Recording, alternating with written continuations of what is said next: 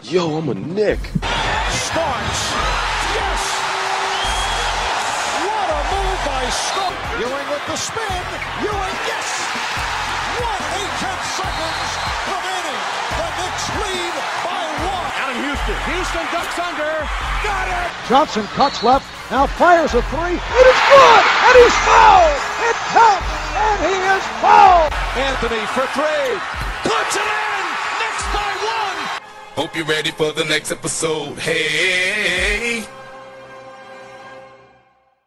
Et parce qu'il ne faut pas perdre espoir, amis des Knicks, bonjour ou bonsoir. Quel plaisir de vous retrouver. Donc aujourd'hui, toujours accompagné de nos fidèles acolytes Johanny. Bonjour à toi. Salut la team. Salut Julien, comment vas-tu? Salut les gars, ça va? Donc c'est avec grand plaisir qu'on vous retrouve aujourd'hui pour traiter de l'actu qui s'est déroulée depuis notre dernier podcast. Il s'est passé pas mal de choses. Nous allons en parler, on va prendre le temps. Donc évidemment, on va évoquer le changement de présidence. On va également évoquer la fameuse trade deadline et ensuite faire un point sur le bilan de nos Knicks, savoir où il se situe, disons à quelques matchs du All-Star Break. Voilà. Messieurs, bonsoir. Alors, changement de président, voilà. Donc, coup de tonnerre. Léon Rose, qui a été nommé à la présidence des opérations basket. Certains évoquaient Masai Ujiri et voilà, donc finalement c'est Léon Rose. Je voulais avoir un petit peu vos avis sur le sujet, donc je ne sais pas qui veut commencer, peut-être Johanny, vas-y lance-toi. Au revoir président. Et au revoir Steve Mills, hein, beaucoup réclamé sa tête. C'est une année finalement où on a beaucoup de changements, une saison où on a beaucoup de changements. Après le départ de David Fisdale, dont beaucoup réclamaient la tête également, c'est Steve Mills, un ancien de la maison Knicks et de la Madison Square Garden Corporate, compagnie. Après plusieurs années de plusieurs années de service, pardon. Il quitte son poste de président. Alors bon, c'est pas, il va pas laisser un souvenir énorme dans le cœur des fans par rapport à son départ. C'est un changement de plus sur une saison finalement assez mouvementée, hein. On a appelé le podcast le Knicks épisode. Il se passe toujours des choses et cette fois-ci, on parle du départ de Steve Mills. Donc, c'est une page qui se tourne. Au final, ce garçon, il retrouve une petite place dans l'organisation, dans le board du MSG. Donc, rassurez-vous, hein, il pointe pas aux acédiques. Mais voilà, il laisse son poste et l'intérim maintenant à Scott Perry, qui a dû gérer les affaires au moment de la trade deadline, tout seul comme un grand. Donc, c'est un départ qu'on attendait, que beaucoup réclamaient. Est-ce que ça sera un nouveau départ pour les Knicks? On l'espère, mais voilà, un départ qui va pas faire de mal en tout cas, hein. Ça permet de repartir sur quelque chose peut-être d'un petit peu plus neuf avec Léon Rose, qui est quelqu'un d'assez influent dans la caste des agents NBA. Donc, oui, c'est ça. À voir si on arrive à calquer notre modèle sur ce qu'ont pu faire les Lakers récemment avec Rob Pelinka et un petit peu plus lointain dans le temps, les Warriors avec Bob Mayer, Steve Mayer, je ne me rappelle plus le nom de notre ami des Warriors. Oui, donc toi, qu'est-ce que tu en penses, Juju? Quel était ton point de vue toi, sur ce changement parce qu'il y avait beaucoup de rumeurs, hein, notamment. Ouais, je suis d'accord. Sur Steve Mills, je suis d'accord, il n'a rien apporté, ou en tout cas que des mauvaises choses dans le bilan.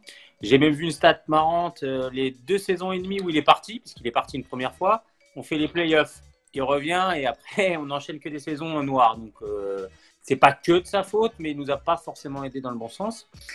Donc c'est vrai que franchement on était contents. Après, l'annonce a été faite sur la fin de la trade deadline. Il y avait peut-être un petit peu mieux à faire en timing. Bon, après, ça reste New York. Ouais, je suis assez d'accord. Ouais. On sait que niveau timing, nous, on est toujours à la limite. Il y a eu le problème avec Marcus Morris. Lui, il ne voulait pas le trade. Visiblement, Dolan voulait absolument le trade. On va en parler après. Je pense que c'est ce qui a fait cutter Mills très vite, en urgence. Moi, j'étais vraiment plutôt hypé sur Masai pour une simple et bonne raison, c'est que lui, on l'a vu en poste à Toronto. Il a fait il a fait des choses très. Enfin voilà, ils sont champions. Les gars. Même à Denver, il a eu un. Et puis même Un là, à bon Toronto, parcours. il trouve des pépites, il les fait évoluer. Tu vois que c'est quelqu'un qui n'est pas frileux pour faire des trades, il tente des coups. Bon, voilà. Le nouveau président, enfin, je ne sais pas s'il a encore pris vraiment ces trucs parce qu'il est toujours agent de joueur, donc il ne peut pas cumuler, donc il va arriver. Enfin, en tout cas, c'est lui qui va être intronisé, là, Léon Rose. Aux États-Unis, ils sont hyper hypés sur ce gars. C'est un agent ultra réputé, ouais. Voilà. Et bon, alors, Joel Embiid, Karl Anthony Towns, Devin Booker et tout. Bon. Melo. Ouais. Melo, LBJ, Iverson. Enfin, LeBron James, c'était au départ, il n'est plus, mais Oui, bon, voilà. voilà. Puis Iverson, c'était il y a longtemps. Hein. Voilà, Ouais. mais il faut bien comprendre que tous ces joueurs qu'on a cités ne vont pas rejoindre New York. Hein. Non. C'est clair. Mais Pas il y faire a de aussi raccourci. Ouais. il y a aussi autre chose, c'est que tout à l'heure, Johnny a parlé des Lakers et des Warriors, sur qui on veut un peu calquer le modèle. Côté Lakers et côté Warriors, l'agent de joueur qui a pris le poste de président était entouré. Aux Warriors, il y avait quand même juste Jerry West. Donc voilà. Et aux Lakers, Pelinka était dans la franchise via Kobe depuis très longtemps. Il connaissait la maison. Il y avait Magic Johnson. Tu vois, il n'arrivait pas de nulle part. Ouais, il y a des Léon GM Rose, d'abord avant le départ Voilà. de Magic l'été dernier, mais oui, c'est des gens qui ont eu le temps de faire leurs preuves aussi dans un rôle de front office, parce qu'un agent de joueur et front office, c'est pas tout à fait le même délire. Hein. Ouais, Donc c'est sûr. bon, on verra sur Léon Rose, c'est quelqu'un d'influent, à voir s'il arrive à faire des choses, à faire venir des joueurs, parce qu'au final, moi je pense quand Voilà. même que Mills il paye le contre-coup de la free agency de l'été dernier qui a été loupé par les Knicks. Hein. Faut appeler un chat un chat. Je pense que Scott Perry et Steve Mills, au regard de ce qu'ils ont fait la saison dernière, ils ont ils ont permis d'avoir pas mal de cap space. Ils ont dégagé des contrats, ils ont dégagé Porzingis. C'était dans le but d'attirer du lourd, de faire signer du gros poisson cet été. Ça n'a pas été le cas. Les résultats sportifs derrière, c'est pas mirobolant. Donc je pense que Dolan, il a dit bon, ça suffit. Allez, bon. Ouais, il paye ça, mais il n'y a pas que ça. Il paye, enfin, c'est des années et des années. Mais sur le Léon Rose, moi, je reste dubitatif. Clairement, il est coté visiblement dans le milieu du basket, la NBA, il a ses entrées et tout. Maintenant, les gars, n'a jamais fait ça. Et le problème, c'est que Perry, en l'accompagnant, je ne sais pas ce que ça va vouloir. Peut-être ça va être très bien. Il n'est pas certain que Perry reste non plus. Hein. Ouais. Oui, évidemment, il y a ça. Puis après, ça marque vraiment la rupture entre la politique qui a été menée avant, qui était vraiment de débrécher un peu, de se débarrasser des contrats toxiques. On avait vraiment beaucoup de choses qui traînaient en héritage. Le travail de fond était dans un premier temps de gagner en flexibilité. Je pense que c'est quelque chose qu'ils ont très bien fait. Après, maintenant, le fait de nommer Léon Rose, alors, j'y vois comme un signal fort, peut-être. On verra, mais sur le fait d'être forcément plus axé au niveau des trades purs que vraiment la free agency. Donc bon, à voir. Ça aussi, c'est un portefeuille, c'est des contacts, c'est voilà. Donc bon. Après, dernièrement, depuis que Léon Rose est arrivé à New York, Joel Embiid elle boost de Philadelphie. Ouais, faut pas aller trop vite en rumeur, mais on rigole. parce que derrière t'as Jimmy Butler qui est en train de le draguer pour venir à Miami, quoi. Oui, non, mais on rigole. Non, mais... Et comme j'ai dit, il mélangera à mon avis pas son réseau en tant qu'agent et son poste de président. Il ira au mieux pour ses clients et j'espère au mieux pour la franchise. Mais disons que si cette méthode a marché aux Lakers, si cette méthode a marché aux Warriors, on fait bien de s'en inspirer. Ça montre qu'on veut tourner la page. Finalement, on change d'air. Oui, Mills était dans le front office des Knicks depuis un bon moment. Il a eu différents passages. Je pense qu'au moment où il était GM sous Phil Jackson, voilà, l'influence, le rôle était très très minime. On oubliait même que c'était le GM. Il a pris la succession de Phil Jackson d'une certaine façon, donc bravo à lui. Mais dans la médiocrité, ça tourne la page. On a tenté un pari, finalement faut arrêter tous les plans développement durable des jeunes, on va en parler, plusieurs saisons. On voit que c'est des cycles courts en NBA, que pour moi Dolan c'est quelqu'un qui a pas de patience et qui a envie de gagner, mine de rien, et là il voyait qu'on allait nulle part avec ces deux cocos, donc voilà, il tourne la page auprès de gens, il récupère Léon Rose à mon avis, pour lequel il s'entend bien, donc avec lequel il s'entend bien, donc et puis, voilà, faut c'est pas une page oublier qui un tourne. truc. tu parles de patience, mais on est fan des Knicks, on est fan de New York, on n'est pas fan, je le dis souvent, d'une franchise, d'une ville aux États-Unis comme Memphis, où il n'y a pas la même pression médiatique. À New York, quoi qu'il arrive, tu auras la pression, comme à Los Angeles. C'est un fait. C'est ça, ouais. Tu peux me parler de développement de jeunes, je pense qu'on y reviendra après, mais à New York, c'est un fait. C'est comme pour faire un amalgame avec le football, dans les grosses écuries, tu n'as pas la même pression que si tu joues à Guingamp, à Dijon, ou voilà. Là, tu vas fâcher plein de gens, là, en fait. Hein. Il y a des gens de Guingamp qui nous écoutent, de Dijon, d'ailleurs, on leur passe le bonjour. Guingamp, je leur passe un très fort bonjour, et Dijon, merci pour ce match d'hier, vous m'avez régalé. Et cette moutarde aussi, elle est toujours au top. Non, mais effectivement, ouais, les gros marchés sont scrutés, et puis ça fait un moment qu'on gagne pas, ou qu'il n'y a pas de play-off et autres. Donc, à un moment donné, la patience est compliquée. Et le plan Mills-Perry n'a pas marché. Donc, les gars, next. Même au-delà de ne pas gagner, on est un peu là risé sur pas mal de décisions ces dernières saisons. Il y a un moment donné, je pense que Dolan, qui a d'énormes défauts, peut-être qu'il en a marre aussi, et peut-être que son entourage en a un peu marre aussi de se faire bâcher à chaque fois. Ouais, je sais pas. Enfin, je pense qu'il a envie que l'équipe gagne, c'est sûr. Enfin, tu peux pas avoir envie que ton équipe perde. Mais... Moi, ce qui fait que vraiment, je perds pas espoir du tout, c'est que voilà, on a toujours cette marge de manœuvre qui est encore possible. Ouais. Je veux dire, il n'y a pas eu non plus des gros moves que l'on doit subir sur X saisons, quoi. Donc des gros buy-out que tu traînes sur 3-4 saisons, non, ça va, quoi. Donc on n'en est pas encore à ce niveau-là. Donc Joachim. Si tu nous écoutes. Joachim, c'est pour toi. Noah. Je sais plus quand est-ce qu'il se termine, mais bon, voilà quoi. Oh, je crois que c'est sa dernière, là. Ouais, il serait temps. Ouais. Bon, ceci dit, c'est pas ça qui nous pénalise le plus, je pense.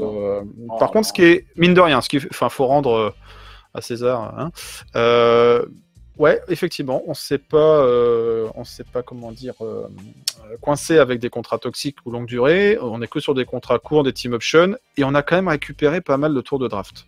Donc là, au moins, on a une certaine flexibilité sur les saisons à venir, à voir comment on s'en sert. Et ben justement, belle transition. On va évoquer justement la trade deadline parce que justement les tours de draft font partie des compensations. Alors en fait, tout le monde l'a su. C'était la surprise. Pas de gros move et puis après d'un coup là, Washboom qui tombe. Marcus Morris échangé contre Moartless avec un premier choix de draft 2020 au premier tour, un de plus. Bilan des courses au niveau des drafts, on se retrouve avec 7 premiers choix de draft pour les 4 prochaines saisons, messieurs. Donc voilà, avec que des contrats courts, et je voulais avoir un petit peu votre ressenti justement sur ce trade qui a fait énormément de bruit du côté de New York. Je crois que Julien a surkiffé ce trade. Non, mais... vas-y Julien. Non, c'est pas... Alors...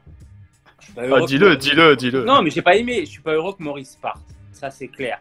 Après, on est d'accord. Contrat, fin de saison, il était agent libre. Donc, on n'est pas sûr qu'il reste. Il nous a déclaré son amour. Bon, il a déclaré son amour aux Spurs en début de saison. Voilà, on sait. Donc, c'est pas le problème. Le problème, c'est encore une fois le timing. On attend les 2 dernières heures pour trader Maurice. Et on récupère, bon, tu l'as dit, un fin de premier tour des Clippers. Donc, c'est un fin de premier tour de draft 2020. Et Mo Harkless. Mo Harkless, je vais évacuer très vite le sujet. Mon avis sur ce joueur, c'est que c'est un joueur très, très moyen. Voilà. Je pense que voilà, c'est un joueur qu'on récupère, mais il est très moyen. Je suis pas sûr. Bon joueur de complément pour compléter l'effectif. Je suis vraiment pas sûr qu'on le voit très longtemps à New York, en tout cas, je l'espère. Contre le premier tour de draft des Clippers, c'est un fin de premier tour. Et en fait, ce qui m'énerve, moi, c'est pas ça. Je comprends l'intérêt. Ce qui m'énerve, c'est la maladie que j'appelle la maladie NBA 2K. C'est-à-dire que sur 2K ou dans le mode ESPN GM, tu as des tours de draft, tu les échanges et toutes les franchises sont un peu bêtes et tu échanges leurs meilleurs joueurs contre 3 tours de draft. Enfin, faut être franc que le fin de premier tour de draft des Clippers, il ne vaut pas grand-chose. Je pense pas qu'il y ait beaucoup de gens qui vont se battre, sachant que c'est une draft qui est annoncée plutôt faiblarde. Après, il y a des fois des coups à faire, mais elle est plutôt faiblarde. Moi, ce qui m'embête sur la trade deadline, je vais être franc, c'est que Maurice soit tradé, je le comprends. Maintenant, on avait beaucoup de joueurs à trader. On n'a pas réussi à les trader. Mais il y a des joueurs aussi, on a été frileux. Et là où je ne suis pas d'accord avec le management, c'est qu'à un moment donné, on parle de développement de jeunes. Je fais une tirade, après je vous laisse parler les gars, mais j'en ai marre. Vas-y, il faut que tu évacues tout ça. On me parle de développement de jeunes depuis très longtemps sur les réseaux. J'entends qui parle de ça? plusieurs supporters des Knicks, dont je tairai le nom, et même des supporters américains, un peu moins eux. Mais bon, on n'est pas une académie. Et le développement de jeunes, il faut avoir du potentiel. Aujourd'hui, clairement, on ne va pas se mentir, hein, Mitchell Robinson, Kevin Knox, Nilikina, R.J. Barrett, Trier, Dennis Smith Jr. Combien de joueurs que j'ai cités, franchement, ont un potentiel tellement intéressant qu'on a envie de les garder. Moi, je vois tous. Ouais, moi je vois RD, tu vois, tranquille. Et après le reste, mais franchement, si tu as des opportunités, mais moi je trade. Et je prends un exemple. Les Lakers, ils ont drafté Kuzma et comment il s'appelle Kuzma, Ball et Ingram. Ces 3 joueurs sont plus forts que ceux que j'ai cités chez nous. Et Randall aussi, ils avaient Randall, mine de rien. Et Ouais. Randall aussi, ils l'ont échangé avant. Et les joueurs dont je parle sont plus forts que tous ceux que j'ai cités à New York. Franchement, quand ils ont eu le cas Anthony Davis, ils les ont bazardés. Ouais, ils ne sont pas posés de questions. Ils ne sont pas posés de questions. Il y a un moment donné, tu développes tes jeunes, mais si tu as une opportunité, vas-y. C'est des assets. C'est des assets.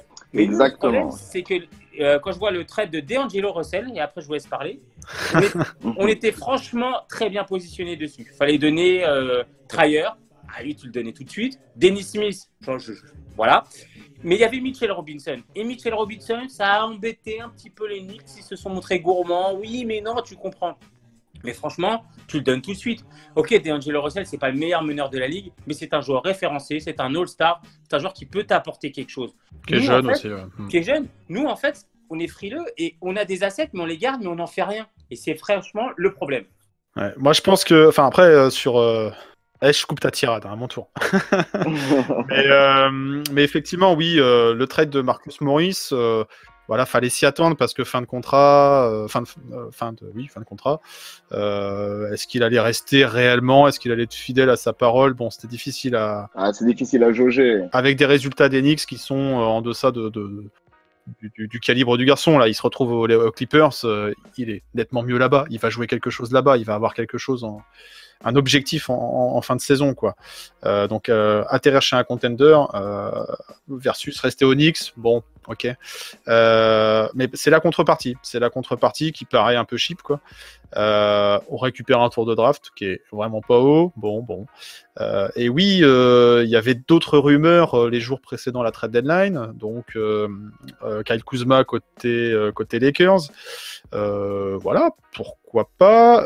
Il y avait également D'Lo qui était des Warriors. A priori, c'est plutôt Steve Mills qui avait le deal pas très très loin d'être conclu. Et est-ce que c'est ça qui lui a coûté son poste en dernière minute au niveau du timing? On en a parlé tout à l'heure. On a dit que le timing était un petit peu curieux, un peu très rapproché de la trade deadline. C'était peut-être aussi pour lui dire, mon coco, fais pas de conneries là. De toute façon, non, D'Lo, on n'en veut pas, ou on veut pas lâcher tel ou tel joueur.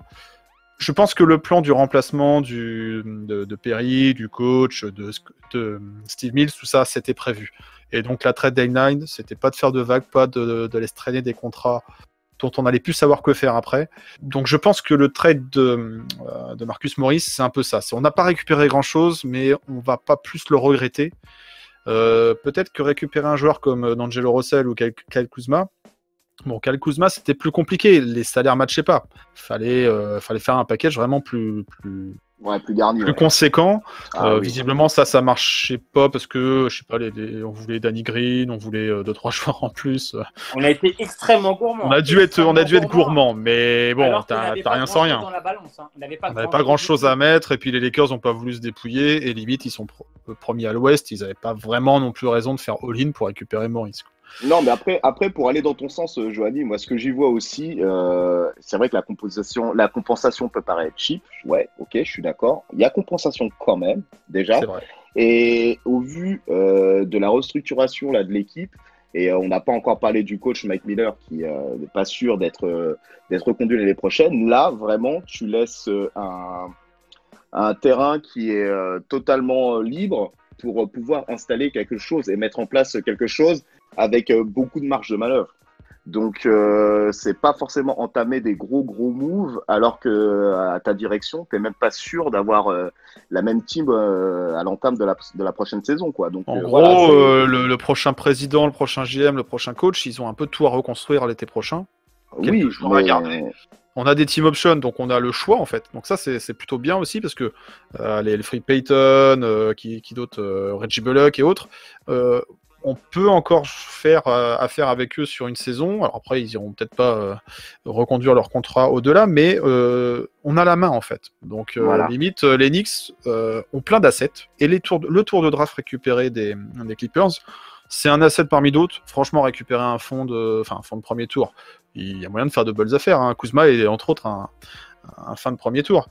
Mais moi, je vois plus ça comme de la monnaie, comme de l'échange, comme de l'asset. Ouais, c'est ça.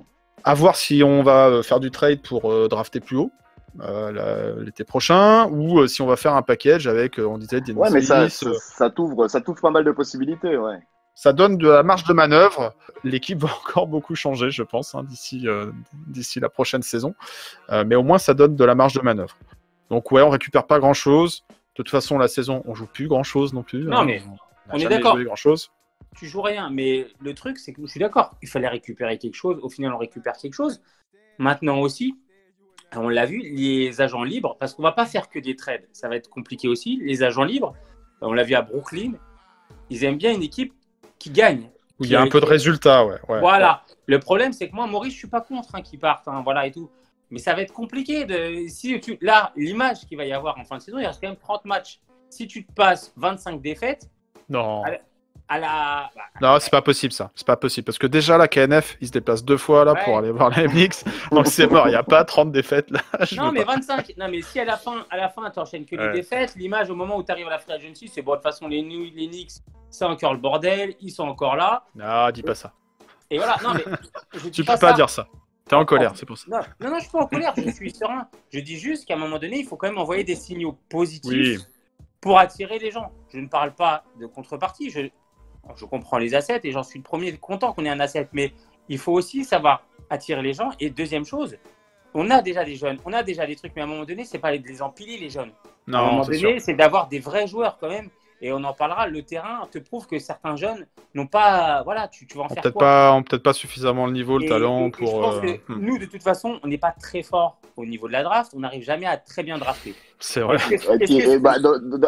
D'ailleurs, je suis tombé sur un truc intéressant, c'est qu'on a quasiment jamais donné un contrat post-contrat rookie. Le dernier, c'est Charlie Ward en 94. Ouais, je crois. Il y avait pas du David Lee, non? Il y a David Lee, mais on lui a filé un contrat d'1 an, je crois. Enfin, ça compte pas pareil, tu vois. Vraiment un contrat en mode les Knicks s'engagent, je crois, en tel joueur. Ouais, c'est Charlie Ward, quoi. Alors, RJ sera peut-être le prochain, mais en attendant. J'espère, parce que bon, il a quand même du potentiel et tout, donc c'est un joueur de top draft, numéro 3 quand même. Et on a vu de belles choses le concernant, on attendait plus, on attend plus. Il s'est blessé, il revient, bon, faut arriver à s'installer aussi, mais oui, c'est les Knicks et la draft, c'est une histoire un peu compliquée, quoi. Donc c'est pour ça, moi je pense que les tours de draft, oui, comme tu l'as dit, ça sert à rien de les empiler pour faire une collection de petits jeunes. Peut-être que dans l'autre, on trouvera un bon et bonne pioche, quoi. Mais à côté de ça, tu risques aussi d'entraîner un paquet dont tu ne sauras que faire et qui te feront pas gagner les matchs que New York attend, quoi, en fait. La culture de la patience à New York, ça n'existe pas, donc comme les Lakers, on est sur un modèle où il faut assez rapidement changer, et il faut assez rapidement gagner, quoi. Et surtout que là, ça fait un moment qu'on attend, quoi. Donc, la patience, de toute façon, là, je pense qu'elle a atteint clairement ses limites. La patience, il fallait l'avoir effectivement pour faire ce qu'il y avait à faire en termes de, si je peux m'exprimer ainsi, de ménage, en termes de contrat. Passer vraiment, oublier définitivement tout l'héritage de l'ère Phil Jackson et ce qu'il avait aussi eu à traiter encore avant lui. Pour vraiment partir sur une vraie reconstruction. Sur des bases plus saines, et c'est le cas. C'est le cas. Oui, voilà. Et donc là, franchement, le taf, il a été fait à ce niveau-là, rien à dire. Mais après, c'est voilà, comment reconstruire, et là, c'est un peu compliqué. D'autant plus que c'est pas trop dans la culture.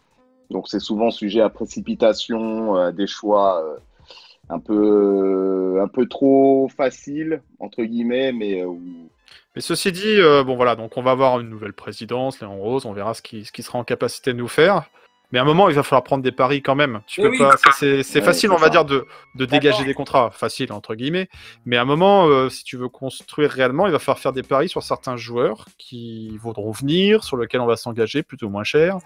Et espérons que ça soit les bons paris qui vont être faits, quoi. Donc, on est reparti sur une nouvelle ère, en fait. Parce que si tu reviens là, le cas pour Porzingis, on a tout trade, on attendait la free agency. Je reviens pas sur ce qui s'est passé, on sait tous. Mais du coup, c'est un échec cuisant pour nous, quand même.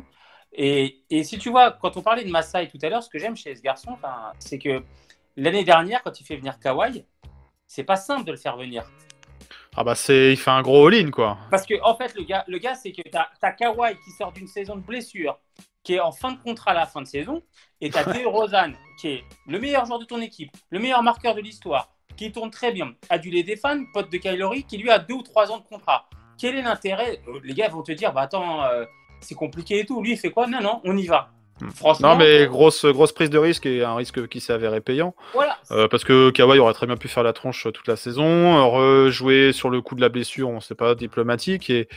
Et voilà, donc là, non, il a réussi son coup. Après, on verra, c'est facile. Ils sont champions une fois, ça va être dur de réitérer, même si du Siakam, ils ont été chercher des bons joueurs, ils ont fait des bons trades. Ils sont enchaînés 15 victoires, ils sont à 45. Nous, on n'en est pas à ce statut. Le but, ça reste quand même d'être champion. Ils sont champions. Le but, c'est quand même des cycles en NBA, c'est de 4-5 ans pour aller chercher le titre. Tu as des grosses équipes qui peuvent te mettre 3 titres, mais c'est très rare déjà d'avoir le titre. On serait content. Enfin, on l'a jamais vu. Enfin, moi, de mon vivant, je l'ai jamais vu à New York. Donc, le but, ça serait d'avoir un titre déjà. Donc, déjà, raccrochons les playoffs. Hein, on va pas mettre la charrue avant les bœufs. Une équipe compétitive qui peut aller en playoff. Et ensuite, la conquête du titre, ça prend du temps parce que si tu regardes dans la ligue en ce moment, sur ces dernières saisons, il y a des équipes qui sont compétitives, qui essayent d'aller jusqu'au final, les Sixers, les Bucks et autres. On voit que même des équipes qui sont très très bien armées, ça prend du temps avant d'atteindre les finales et de gagner en finale. Donc non, faut pas griller les étapes. Déjà, c'est retrouver une équipe compétitive, être à la lutte pour les playoffs. Si on est, je sais pas, spot 10 à 6, eh ben, on aura déjà fait une grande marche en avant.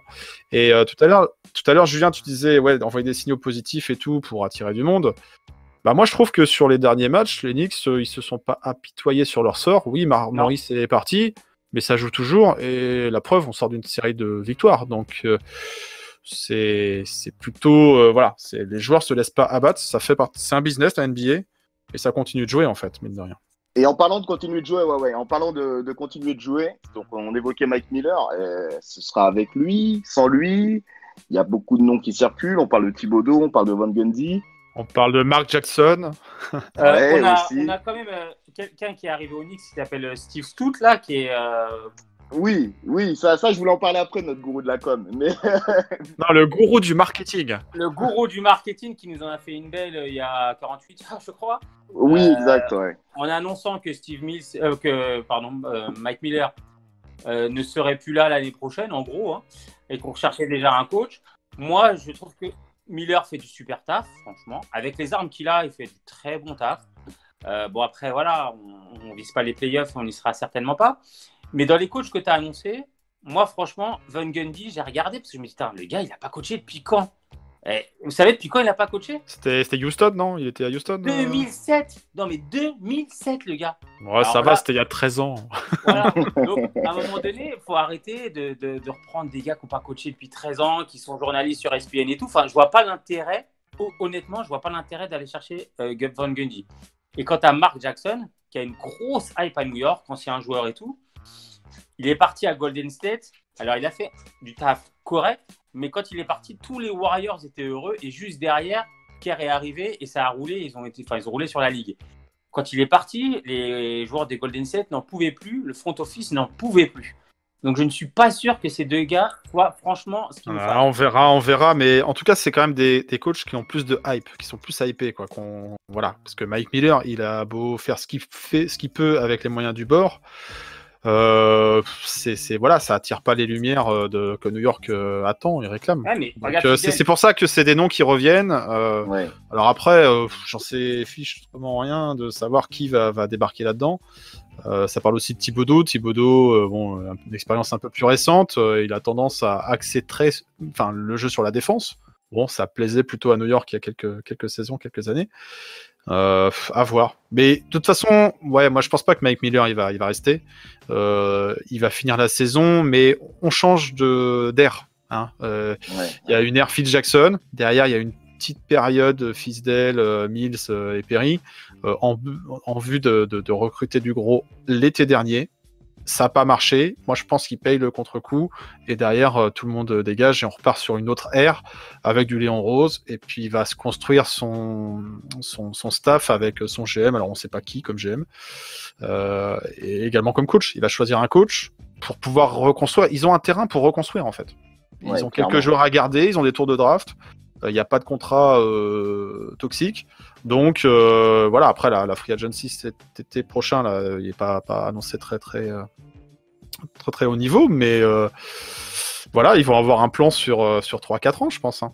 Ils vont avoir une opportunité sur 3-4 ans pour regagner des matchs et revenir dans la course au play-off. Et puis, et peut-être choper quelques gros poissons, si c'est possible, avec un ancien agent influent dans le game. Voilà, je pense que c'est ça la suite de l'histoire pour l'instant. Quoi. En parlant de reconstruire, là, sur l'effectif qu'on a aujourd'hui, du coup, puisqu'on a un nouveau président et tout, vous gardez qui? Luke Cornette. Dans l'effectif, non. Bah, Ah merde, il est parti. T'es obligé de garder quelques pièces. Mais après, les pièces, t'as quoi? T'as Mitch Robinson. T'es curieux de voir ce qu'il peut donner. Parce que c'est jeune quand même par rapport à son poste. Et c'est vrai qu'il est régulier. Mais moi, personnellement, je le garde. Je suis curieux de voir comment il peut évoluer s'il est bien entouré. Voilà. Le problème, c'est qu'il est entouré d'un Bobby Portis qui pète les plombs. Enfin bon, bref, je vais pas rentrer dans les détails, mais vous avez compris que Bobby Portis ne fait pas partie des mecs que je vais garder. Il nous en fait encore une belle là contre Washington. T'aimes pas ses gros yeux. Ouais, c'est le gars qui touche le chaud et le froid, quoi. Moi, si j'ai des regrets sur la trade deadline, c'est qu'on n'ait pas réussi à se séparer de certains de ces joueurs.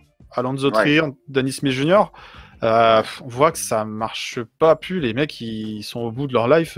C'est ça. Ils jouent plus, tu vois. Alonzo Trier, je sais pas depuis combien de temps on l'a pas vu, il faudrait qu'on regarde là, mais il enchaîne les DNP, alors que l'année dernière, il avait une belle cote. Donc c'est dommage.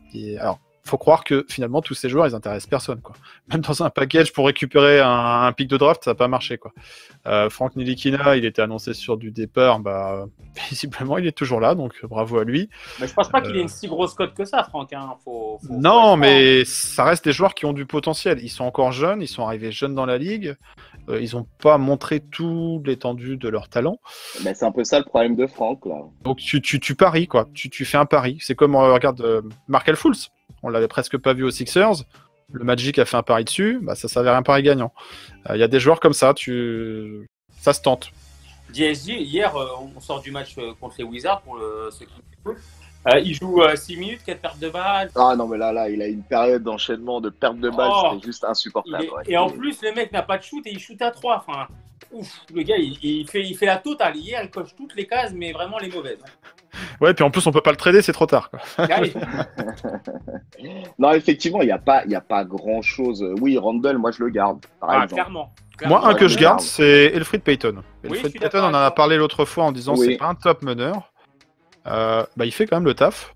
Ouais. Alors, c'est sûr que si t'as mieux, tu prends et tu le mets en backup. Mais là, aujourd'hui, moi, il me déplaît pas. L'autre fois, il a me sorti un triple-double. Il nous sort des matchs à 7 interceptions. Et puis, tu vois, il a un peu de grinta aussi par moment, quoi, derrière son air de faux sage. Donc voilà, moi, ça me plaît plutôt bien. Enfin, à défaut de mieux. Elfrid Payton, je garde. Randle, Barrett, Reggie Bullock. Oui. Reggie Bullock, je sais plus quel est son contrat, mais ça peut aider. Dodson, on le voit plus trop en ce moment. Ouais, mais laisse-le dans la rotation, mon petit, laisse-le tranquille. Voilà, il fait pas de bruit, il coûte pas trop cher. Ouais, exactement. Il t'en faut des mecs comme ça dans le roster. Et il y a un cas qu'il faudra aborder, c'est quand même Kevin Knox, parce que là...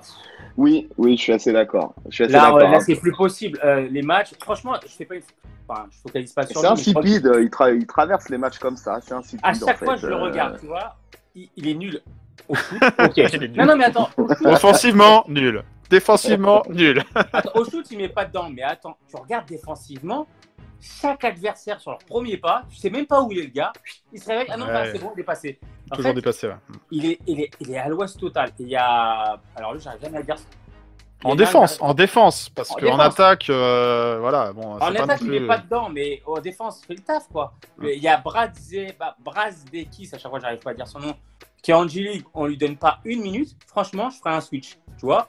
Vu ce qu'apporte Knox, tu le mets un peu en G-League et tu mets Brazdekis et tu dis, bon, bah écoute, nul pour nul, on va voir ce que tu veux, toi. Ouais, mais après, si tu cherches à t'en débarrasser, faut un petit peu le mettre en vitrine, tu vois. Le valoriser. Ouais, mais là, en fait, ce que tu montres, c'est qu'il est nul. Donc, à un moment donné, c'est nul. Ouais. Qui n'en veut personne. Bon, bah. Il n'y a plus de doute. Il n'y a même plus de doute. Il a un potentiel. Ah non, il n'y a pas de potentiel. Knox, quelques regrets, parce qu'effectivement, moi, je le sentais, au début de saison, je le sentais vraiment à l'aise dans son rôle de gars qui sort du banc et voilà, qui peut apporter un peu de scoring comme ça, un peu de stretch aussi, mais là en fait, au-delà de ses perfs, c'est son attitude sur le parquet, quoi. Je veux dire, les gars, il dégage rien, il n'y a pas de passion, il n'y a pas de réaction. C'est limite, le gars, il se mange un écran, il tombe par terre, il sourit, enfin, je sais pas, quoi. Il mange ou protège dents comme Curry, mais c'est la seule comparaison avec lui, j'arrête là. Oui, rien à voir. Bah après, ça reste un jeune joueur, donc on n'a clairement pas tout vu de lui. Il a un potentiel athlétique, parce qu'il est quand même assez long, assez fluide, malgré tout. Il y a quelques jours, il y a une vidéo de lui en mode lycéen qui est ressortie, ou à la fac, je sais plus. Non, c'était lycéen. Et tu dis, mais c'est pas possible, quoi. C'est pas le même joueur, quoi. On parle pas de la même personne, quoi. Il avait une aisance dans le jeu. Alors, je sais pas, j'ai du mal à comprendre aussi. Des bons débuts de saison en sortie de banc. Là, tu te dis avec Maurice qui part, limite, ça lui rouvre des opportunités. Bah non, quoi. Donc, quand on parle de faire jouer les jeunes joueurs, faut qu'ils aient la niaque, faut qu'ils aient envie, quoi. Et c'est pas le cas. Ouais, au moins, fais-moi rêver sur 2 matchs d'affilée en prenant feu, tu vois. Mais là, en fait, le gars, il a un traumatisme. Il a le traumatisme Zion. Il a vu qu'il était revenu dans la ligue. Zion, il dit, oh là là. Il va encore m'arracher les bras. Et encore, ils se sont pas confrontés. Il n'y a pas encore eu le second match contre les Pels. Alors là, ce jour-là. Ouais, il sera en DNP, quoi. Ça sera mieux pour lui. Ouais, mais effectivement, voilà, on a une base de joueurs, ceux qu'on va garder, ceux qui vont partir, ceux qu'on va pouvoir trader. Il y a du boulot. Il y a du boulot. Ouais, clairement. Bon, après, en parlant de boulot, il y a quand même eu des derniers matchs assez intéressants. Il y a eu quand même historiquement la première série de victoires. 4 victoires d'affilée 5 contre Indiana. Non, 4. 4. Indiana, Cleveland, Orlando, Détroit. Après, c'est Atlanta, il a fallu 48 points de Trae Young et une double overtime. Décidément, Atlanta. Non, je suis même pas sûr. En fait, pour moi, Atlanta, le match, on ne gagne pas quand il faut, à savoir à la fin du temps réglementaire et à la fin de la première prolongation, quoi. Du coup, la deuxième prolongation, on se fait marcher dessus. C'est dommage qu'on n'était pas si loin que ça. Bon, puis là, le dernier match contre les Wizards, je sais pas si vous l'avez vu, mais horrible. 3 sur 20 à 3 points, quoi. Et en parlant des derniers matchs, moi, je me demande si RJ est pas revenu trop tôt. Ouais. On le sent encore un peu hésitant sur certains moves, Ouais, juste avant sa blessure, même au foot, c'était un peu plus fluide et tout. J'ai entendu qu'il voulait absolument faire le Rising Star au All-Star Game. Donc je pense qu'il est revenu pour être All-Star. Mais pour moi, le gars n'est pas encore apte à jouer. Et du coup, honnêtement, sur le match contre les Wizards, il a moins forcé sur le shoot à 3 points, il a plus attaqué le cercle, et c'est là où il est meilleur, quoi, en fait. Parce qu'il a une façon de rester équilibré, même face au contact. Donc, c'est ça, en fait. Au début, sur le match d'avant d'Atlanta, il arrose plus de loin, mais parce que quand tu reviens de blessure, t'as pas envie d'aller au contact, au mastic tout de suite, quoi. Ouais, non, mais ce qui est normal. Hein. C'est pas grave, il est là aussi, c'est une année d'apprentissage. Des blessures, il y en aura d'autres, des chevilles qui tournent, il y en aura d'autres, surtout quand tu portes des Pumas. La gratuité. Le placement de produits à l'envers. En tout cas, si Puma nous écoute, moi je ne les ai pas attaqués, je les aime beaucoup. Il est beau, Julien. Voilà. Mais t'as raison, ça s'entretient les contacts. Ouais, moi je porte des Jordan, moi. Si Jordan nous écoute. Et si Jordan nous écoute, j'adore aussi Jordan. Et Nike, et Adidas. Voilà. Je cite Adidas aussi, comme ça on aura fait le tour. Et oui. Donc, moi, cette série, quand même, elle m'avait donné un peu de baume au cœur en me disant, certes, on n'a plus grand-chose à jouer, mais bon, il y a quand même du jeu. Lors d'un dernier podcast avec Jus, on évoquait le fait que, regarder le match des Knicks malgré tout, parce qu'il y avait des personnes qui nous donnaient envie de regarder le match. On évoquait notamment Marcus Morris. Là, il n'y a pas Marcus Morris. J'étais curieux de voir un peu comment ça commence à les jouer, commence à les compenser un peu le fait qu'on ait notre option 1 voire 2 offensive qui ne soit plus dans le roster. Je trouve que voilà, Peyton il a trouvé son rôle. Il a haussé son niveau. Haussé son niveau. Offensivement, il est plus présent. Il est plus propre. Ouais. Randle fait du Randle. On n'est pas loin du double-double à chaque match. Après, il y a du déchet. Mais... On a sorti Wayne Ellington du placard. Lui, c'est un coup. Il veut se barrer, clairement. Il a commencé déjà à un peu ouvrir sa bouche dans ce sens-là. Et quelques matchs victorieux, il était à droit. Il y a Taj Gibson, 55 ans, mais le gars, il fait le taf. 55 ans. C'est vrai. Mais t'as raison, parce que le pire, c'est qu'on n'en parle pas du tout, mais t'as entièrement raison. Franchement, il est starter, il est propre. Lui, toujours le même move, toujours le move efficace. Franchement, quand il est sur le terrain, New York tourne bien. C'est con à dire, mais New York tourne bien quand il est sur le terrain. Et je pense que c'est un bon mentor pour Mitchell Robinson. Ouais, clairement. Je pense que voilà. C'est pas Portis le mentor. C'est le menteur. non, mais voilà, ouais. Pour encadrer Mitchell Robinson, c'est pas mal. Et si Mitchell Robinson pouvait s'inspirer de quelques moves de Taj Gibson, ça ferait pas de mal. Parce qu'offensivement, on est sur quelqu'un qui est assez limité pour l'instant sur Mitchell Robinson. Il fait que du dunk. Il sait faire que le dunk aujourd'hui. Non, mais c'est vrai, il n'a pas de shoot, pas de move, c'est que du dunk. Ouais, après, à côté de ça, par contre, si tu défends très bien en contrepartie, moi, je t'en voudrais pas beaucoup, tu vois. Chacun son job. Là-dessus, il s'améliore, mais il reste quand même très, très vite dans les fautes. Mais bon, voilà. Ouais, ça va. Il y a du boulot. Mais c'est pour ça que moi, je sais que de le voir sur les 2-3 prochaines saisons. Si on parvient à le garder et puis à être patient avec lui, je pense qu'il y a quelque chose de sympa qu'on tient entre les mains, quoi. Donc, avec RJ, c'est notre jeune le plus intéressant aujourd'hui. Ouais. Bon, alors du coup, pour finir, vous voyez quel bilan à la fin de la saison? Là, on est à quoi? On est à 17 victoires.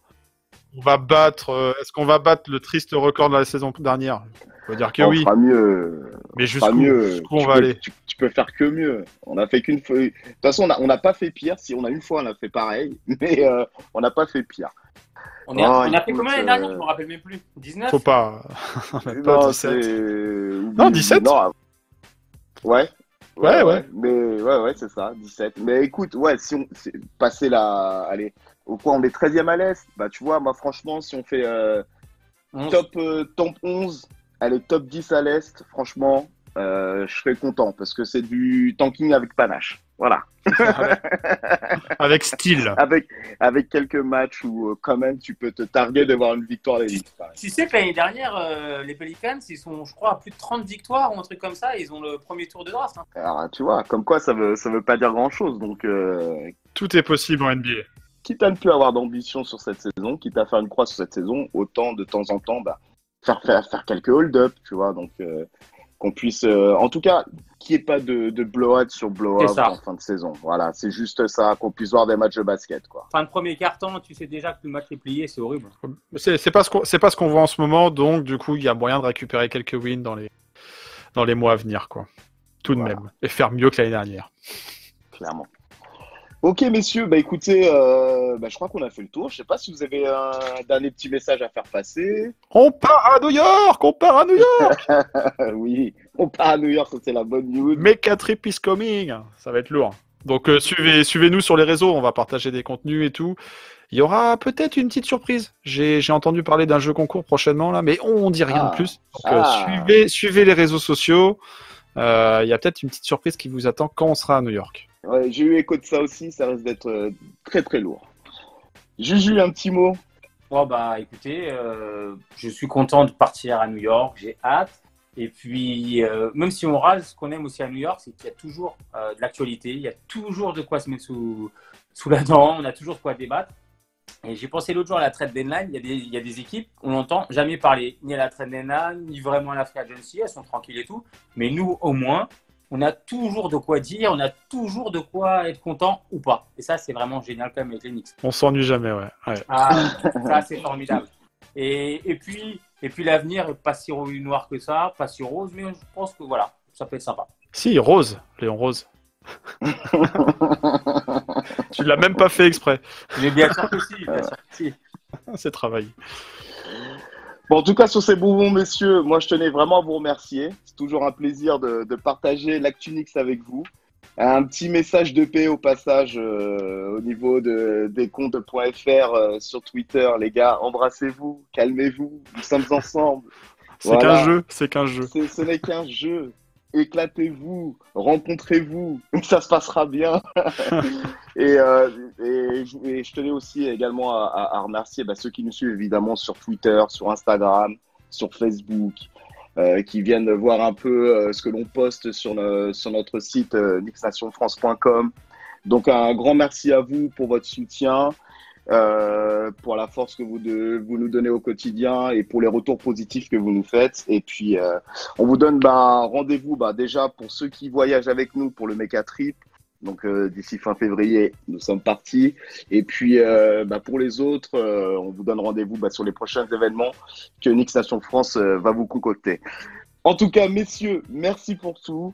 Passez une bonne fin de journée, bonne semaine, bon courage. À très bientôt. Et évidemment, on est ensemble, messieurs. Knicks un jour, Knicks toujours. Portez haut nos couleurs. Et à très bientôt. Au revoir, Juju. Que la force soit avec toi. Merci beaucoup. Au revoir, Johanny. À très bientôt. Ciao, ciao. I always will be a Knick, always will be a New Yorker. Thank you very much. Hope you're ready for the next episode. Hey.